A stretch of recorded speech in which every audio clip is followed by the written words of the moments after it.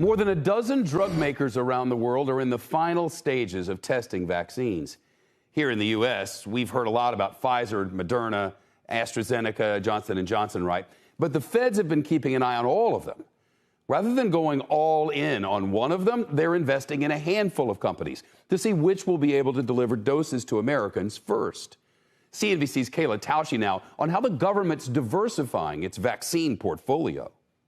Under Operation Warp Speed, the federal government will invest in manufacturing all of the top vaccine candidates before they're approved. In 6 months, Operation Warp Speed has supercharged U.S. vaccine development, narrowing the field from more than 100 under development to 14 promising candidates to 8 small-scale trials, now half a dozen expected to be authorized for use among American adults. The motion is adopted. Congress has provided $10 billion in funding for COVID research and development, which the Trump administration has spread among several candidates since May. As clinical trials got underway, buying rights to an estimated 800 million vaccine doses with the option to buy more.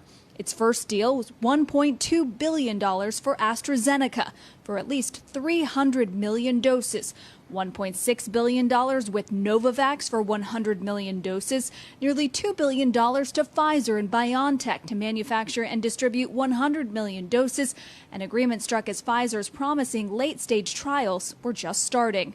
Another $2 billion to European giants Sanofi and GlaxoSmithKline for another 100 million doses, $1 billion to Johnson & Johnson, and $1.5 billion to Moderna for 100 million doses and the option to acquire more. 1 week ago, the White House doubled its Moderna purchase to 200 million doses total.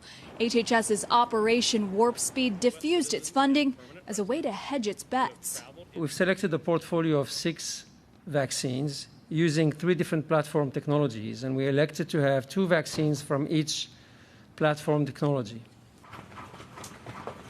Officials say they didn't know which technology was going to be the most effective. After all, the earliest and highest dose deal was with AstraZeneca, which won't be to market until February at the very soonest. Same for Johnson & Johnson.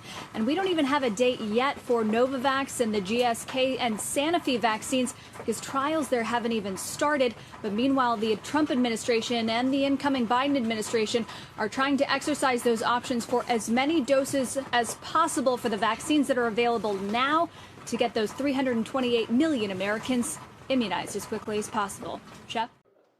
Shepard Smith here. Thanks for watching CNBC on YouTube.